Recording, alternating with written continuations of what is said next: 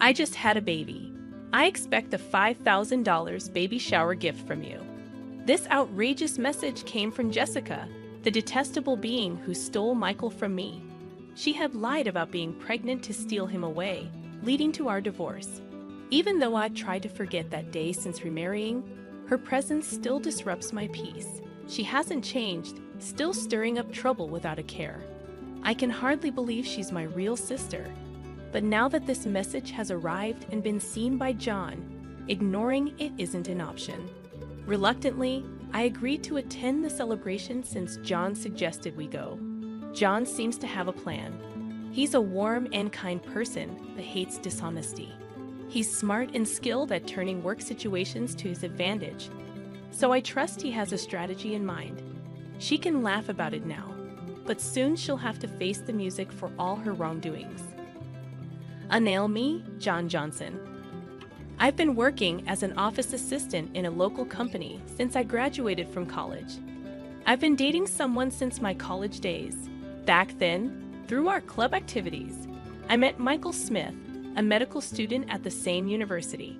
His dad is a renowned allergy specialist, so it seems Michael is aiming to become a doctor too. His father's clinic is super popular, with patients from all over the country seeking treatment there. Being the only son of a solo practitioner and heir to a well-known clinic, my first impression was that he was a smart, well-off guy. But that was just my bias.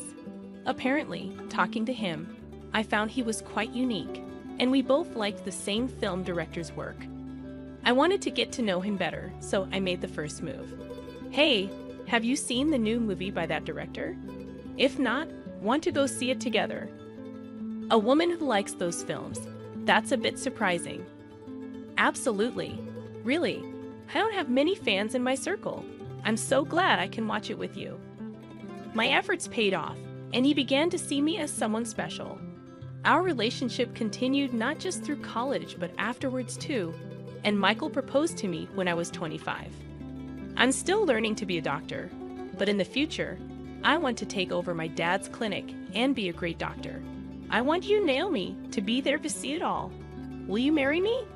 Of course, I'd be delighted. Let's have a happy life together. I was on top of the world, pregnant right after getting married. Michael would definitely be a great dad, boy or girl.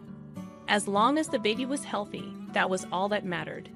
Michael was probably just as excited for the birth, but then my happiness shattered. I suffered from severe morning sickness, constantly battling nausea and feeling unwell. I couldn't keep up with my job post-college and had to resign. Fighting my morning sickness at home, I had eating morning sickness, needing to constantly eat to stave off the nausea, surrounded by empty pastry bags where I always sat. I'm home, Naomi.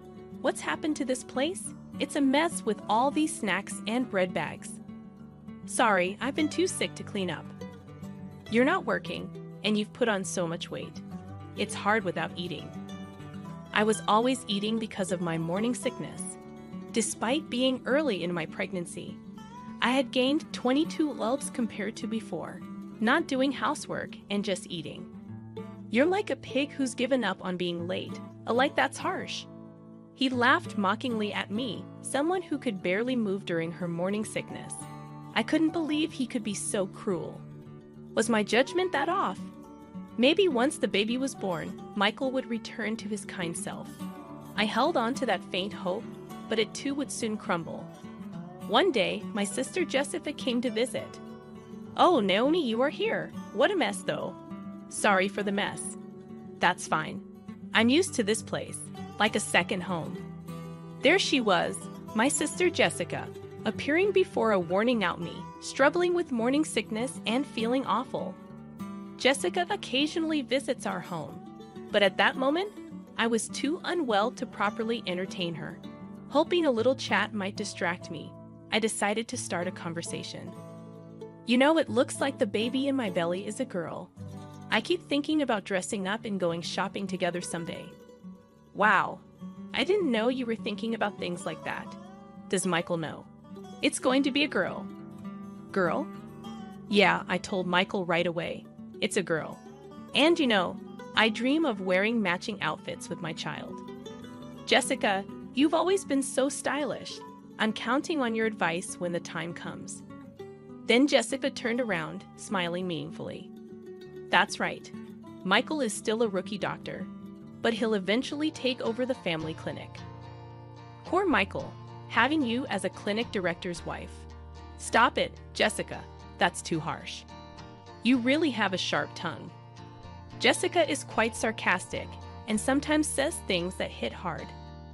As her younger sister, I've gotten used to it over the years. Still, it can be quite tough when I'm feeling unwell. But Jessica quickly returned to her usual smile and waved her hand. Sorry, I just slipped into my usual mode. So, Naomi, anything bothering you lately? Bothering me? Well, Michael's been coming home late lately. He's a doctor, so it's unavoidable. But he seems to be at the hospital all the time, even on weekends. We hardly have time to talk these days. I see. Well, it's no surprise, considering someone like you claims to be a doctor's wife. I felt a chill at Jessica's icy smile. What I came to talk to you today. As she said this, Jessica glanced toward the living room door. Then entering from the living room door was Michael. Michael, did you get off work early from the hospital today? I need to talk to you. Let's get a divorce. What kind of joke is this? What do you mean? As soon as I got back, I couldn't understand what Michael was saying at all. I knew he wasn't the type to make such a terrible joke at a time like this, especially since we had been together since college, and I was carrying his child. See, your beloved husband is saying this. You should listen to his request and let go quickly. What, Jessica? Michael looked at me awkwardly. I can't see you as a woman anymore after you kept eating and gaining weight. But this is morning sickness. I feel sick if I don't eat. Jessica looked triumphantly at me. That's the way it is, and the baby in your belly being a girl. She won't be the heir to the Smith Clinic. But in my belly, I carry Michael's child, a suitable heir. Jessica, I felt a sinking feeling as I watched Jessica lovingly stroke her belly. I'm 3 months pregnant and it's a boy, according to the tests. You can't be serious, Michael. What are you doing while I'm going through all this pain? That's why all your excuses, quitting your job and just eating all the time, are unacceptable. I'm tired of watching you lying around, constantly eating snacks. I take care of myself so I don't have morning sickness, even when pregnant. I won't lose my self-control and eat like a pig, unlike you. I was at a loss for words, seeing Jessica's smug face and Michael looking down at the floor, guilt-ridden. Jessica, being pregnant with a boy, I didn't know. But as an heir, I want a son. I prefer a beautiful wife like Jessica over a woman who keeps gaining weight without restraint. That's just wanting an heir and a beautiful wife is your own selfish desire, isn't it? I'll pay alimony, so let's part without any fuss. Seeing Michael apologizing, I knew that things could never go back to how they were. After that, Michael and I divorced, and I gave birth to our daughter as a single mother. His promise of alimony turned out to be just words, with no actual payment. Post-delivery, I had to work to survive since I had no one to rely on. Not knowing what else to do, I took a job at a nearby department store that's hiring. Life is unpredictable. My hard work and character caught the attention of someone. It was John Johnson, a well-regarded manager in the external sales department. Tough day. You're always working hard. Thanks. I'm about to finish up soon. Are you done for the day, John? Yeah. Oh, there's this great Italian place nearby. I want you to try, Naomi. And this, it's a little gift for your daughter. Through light conversations every time we met, we were drawn to each other and began dating, which led to our remarriage. Naomi, I might be a guy 20 years older than you, but I sincerely want to make you and your daughter happy. Will you marry me? Are you sure about me? I'd be delighted. Life after remarriage was truly blissful, a gentle husband, my daughter, and I lived a peaceful life. However, I failed to notice the ominous footsteps creeping closer to our tranquil days. One day, Jan had work, but I was off. Just as I thought of having a leisurely tea, an email arrived. It was from Jessica, and the content was shocking. A baby is born. I'm expecting a $5,000 baby shower gift. A sigh escaped me in front of that curt email. 5 years ago, Jessica had an affair with Michael and snatched him away. Now this and $5,000 for a baby shower gift seemed too much. I can't forget that day, nor can I, even if I tried. The expressions on Jessica and Michael's faces back then, the way they sought happiness together, ignoring my suffering from morning sickness, was unforgivable. I was at a loss on how to respond to Jess's email. Then, John returned from work, noticing something was off, and asked with concern, "What's wrong, Naomi? You look pale." "Oh, John, it's a message from my sister. She had a baby." "The sister who married your ex-husband, Michael?" "Yeah. I don't want to see her face or hear from her. Plus, she's asking for a $5,000 baby shower gift." As John listened and looked at my phone, he suddenly said, "Wait, this Jessica Smith name, you know her?" "I didn't mention her when we got married because I didn't want to remember." "Yeah, I've never been introduced to her by you, but I wonder." John, pondering while looking at the email, seemed to recall something. "We didn't properly greet her during our wedding, so let's visit her now. Also, I just remembered something I needed to do back at the department store." He then hurriedly prepared to leave, going back to the department store now. "Sorry, there's something I need to do." A few hours later, John returned with a thick file. "Is it okay if we visit your sister, Jessica, 2 weeks from now on Sunday? We both have the day off, and I'd like her to meet my parents and cousins too." "Your parents and cousins too." "Jessica loves being the center of attention, so she'll probably be fine." "But why?" "I've heard your ex-husband, Michael, is famous for allergy treatment. My family has a history of allergies. Thought we might get some good advice." I remembered hearing from friends that Michael had taken over his father's allergy clinic. Michael's dad was an authority on allergy treatment, and Michael became an allergist too, a friend told me. "Okay, I'll contact Jessica." Jessica quickly agreed when I contacted her. "I want to see the baby, and we'll bring a gift. Can I bring some relatives too? They really want to meet you." "Of course, the more guests, the more gifts. Looking forward to seeing you in 2 weeks on Sunday." 2 weeks later, on Sunday, I visited Jessica's house with John, his parents, and relatives, including his cousins.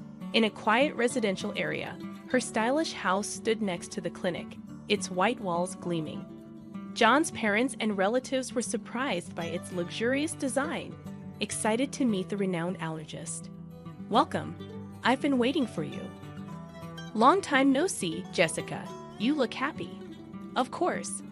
I was worried about my first childbirth, but it all worked out in the end." I felt something off in Jessica's words. "First childbirth? Didn't you say you were pregnant with a boy before?" "Oh, did I not tell you? I miscarried that time, so this is my first." John, standing beside me, nodded meaningfully. Seeing John's face, Jessica started to tremble. "Oh, hello. Nice to meet you." "Hello, you must be Naomi's sister. I heard a bit about the miscarriage." "Yes, but I don't want to remember the miscarriage." Jessica turned her face away in a huff and started to walk off. "Sorry about that." "Oh, there's something I wanted to give you, Jessica." "What? Something for me?"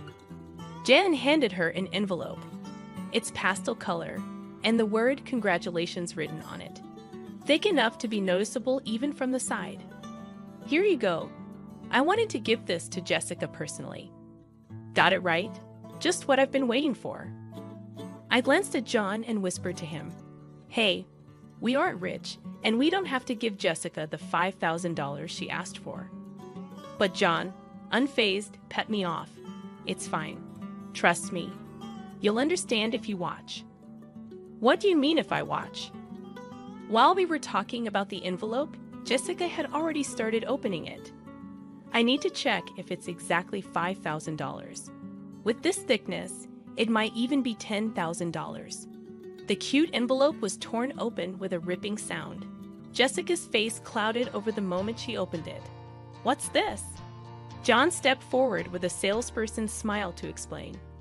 "Mrs. Jessica Smith, This is a detailed statement of your purchases at the department store over the past 5 years. You said to put it on my tab, and this is the amount you've accumulated to date. What are you talking about? I don't know anything about this. The statement Jessica held listed names of luxury watches and brand bags. Seeing the 5-digit figure in the amount column, I was in disbelief. Indeed, Mr. Michael Smith himself and his parents are valued customers with an external sales card contract. However, with such a high amount, we needed to confirm just to be sure. My husband is the famous allergist, Michael Smith. As the wife of the clinic's director, using 1 or 2 external sales cards is nothing. Is that so? Also, there's something else I personally wanted to verify. John paused before continuing. About 5 years ago, we had complaints about a customer flaunting their external sales card and making extremely unpleasant remarks. Do you know anything about this? What's that? What does it matter? Since we had several complaints, I checked with the staff who were nearby at the time. The content of the conversation was so terrible that the staff remembered it clearly. Glancing sideways, I saw Jessica's expression harden. The staff said the conversation was about stealing someone's husband, who happens to be her brother-in-law. Could it be? Yes, that's right. And she bragged about using a fake pregnancy to break them up, laughing loudly. She talked about how she lied about miscarrying like it was some kind of heroic tale. That's when I realized that time. Jessica's claim of being pregnant with a boy, the hair, was all a lie to snatch Michael. Of course, there was no pregnancy, so no morning sickness or changes in her body shape. What are you saying? That story was about me. Matching the complaints with the external sales card, your name, Jessica Smith, came up. I can't believe this.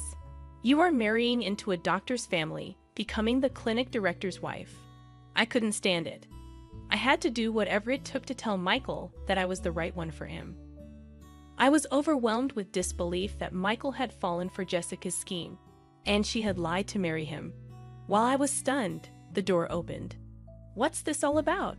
Explain yourself, Jessica. Since when have you been here? From the beginning. I came back to get something I forgot and found the external sales card statement.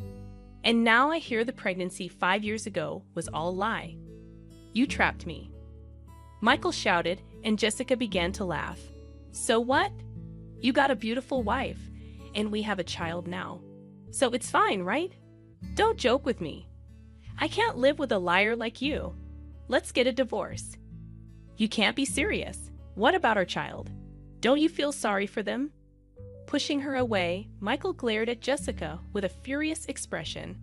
I can't live with a liar and reckless spender like you. It's not good for the child either. We're getting a divorce. I'm taking custody. Are you kidding me? Do you have any idea what I went through to give birth to this child? This child needs to become a doctor in the future to support us. You're just thinking about yourself. There's no point in talking about this now. Let's handle the rest through a lawyer. The relatives who came along hoping to get some effective medicine from the famous allergist were frozen in shock at this chaotic scene. I was so embarrassed to admit that she was my sister. Afterward, Michael got a good lawyer specializing in divorce and successfully got divorced and won custody. Meanwhile, Jessica, who had been shopping to her heart's content on credit using the external sales card during her marriage, was now being chased for repayments. Hey, if your husband hadn't brought that statement, I'd still be the clinic director's wife. I'm being hounded for repayments now. Help your sister out in a pinch, would you? Why should I? You brought this on yourself, didn't you? And you should pay for your own shopping. Unexpectedly, I got a message from Michael via social media. Hey, can we start over? If Jessica hadn't lied about having a boy 5 years ago, we would have been fine as a couple. I want to see our daughter too. I had forgotten how you left me suffering with morning sickness and mocked me, then cheated on me. After 5 years of no contact, the last thing I wanted was to see his face again. Michael seemed to be struggling to keep the clinic he inherited from his father running. But you can't stop gossip due to the infidelity rumors. Patients stopped coming. The Smith Clinic, which Michael inherited, had a 1-star rating and unbelievable bad reviews on a hospital review site. It seemed only a matter of time before he would have to close the clinic he was so fixated on inheriting. Ironically, he was so obsessed with having a male heir. My husband, daughter, and I continue to live happily as a family. Naomi, are you ready? Shall we head out soon? Yes, I was just remembering how delicious the spaghetti you brought me from that restaurant was back when I was a single mother. Jen used to order from a restaurant for takeout as a way to approach me. Back then, my daughter was small, and since we weren't dating, we never ate at the restaurant, just as colleagues. You had just gotten divorced and were having a hard time, right? I thought even a little bit of delicious food could bring you happiness. It was your kindness that drew me to you, the dish that brought us together back then. It was just my daughter and me eating takeout, but now it's different.